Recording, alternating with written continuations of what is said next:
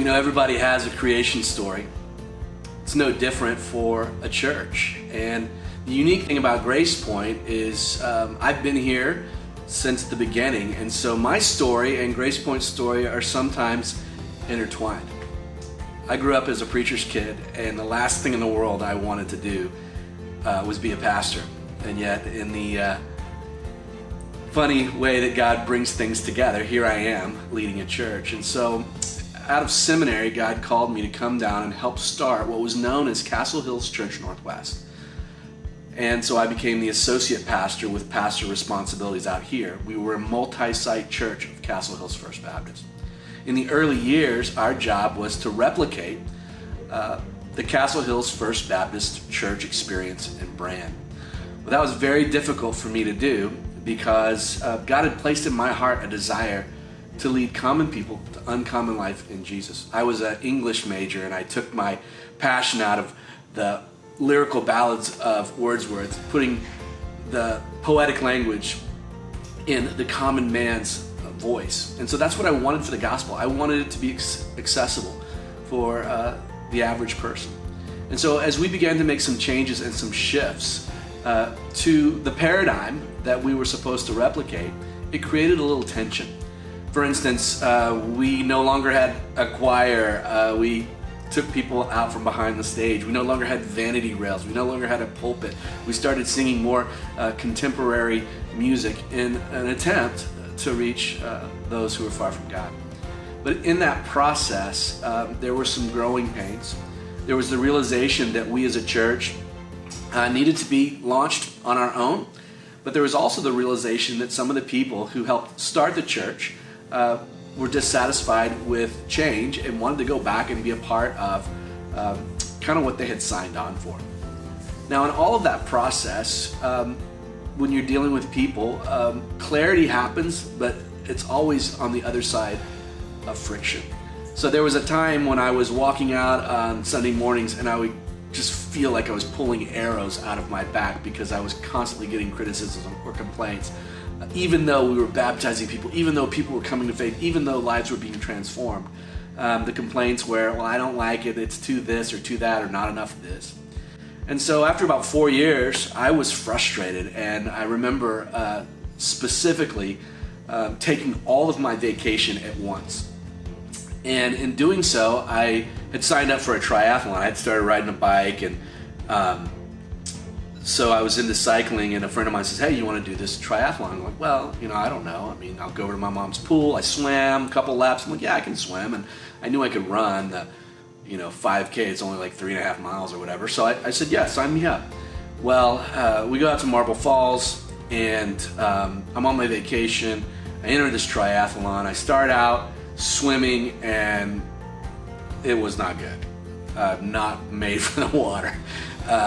Old guys were passing me, the Clydesdales were passing me, all the ladies passed me, and I come up out of the water, and I'm second to dead last. And I didn't know that at the time.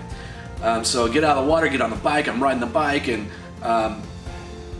then I watched the first place guy come. He's coming on his way in as I'm heading out. He's like, yeah, you could do it. I'm riding up this hill, and then this old man starts to pass me, and the reason I know he was old is because they write your meat number on your leg, and I looked down and I saw on his leg 67, meat number and age. Well, that wasn't his meat number, it was his age. 67-year-old guy passing me.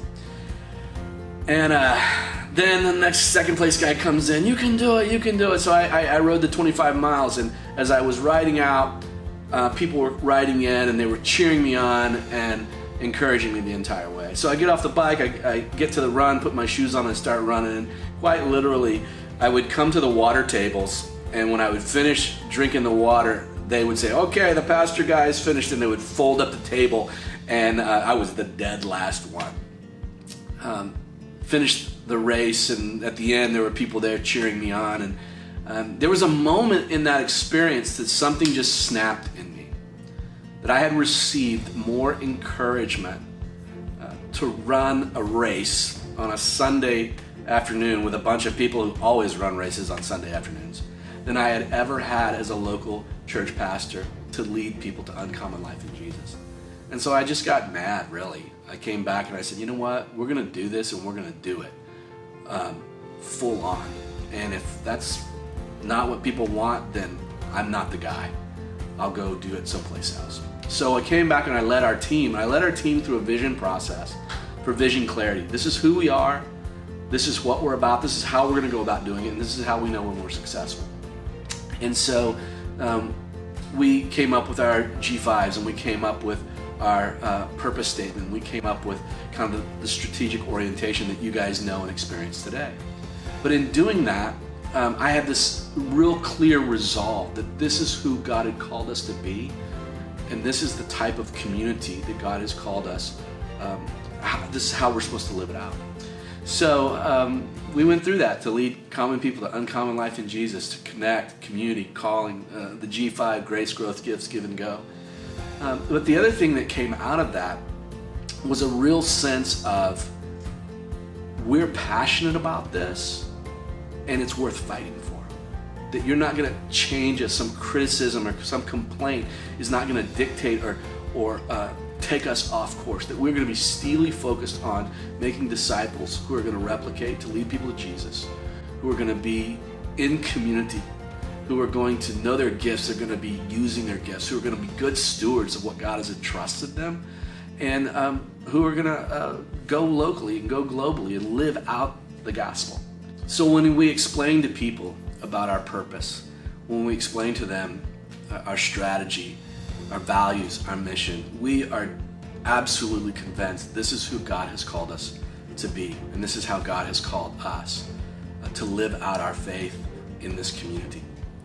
And so we want you to know that there is grace. We want you to know that we want to come alongside you and encourage you, but we are not going to sit around and make people comfortable. It's just not who God's called us to be. And so, if God called you to be a part of a community that is actively living out their faith, you want to be challenged to be fully devoted to God, to be someone who experiences uncommon life, then you're in the right place. If you're someone who just wants to go to church, and you like the music and you like the teaching and you like the services provided, we're probably not the church for you. And I say that in all genuineness, because there's a lot of great churches out there, and there are churches that will let you and come and consume and pat you on the back. That's not this church. And I say that for clarity, because we're passionate about who God's called us to be. And if that's who God's called you to be, then you're in the right place. So welcome home. If not, we'll encourage you and help you to find where God's called you to worship. But that's our story, and we'd love to know more about yours.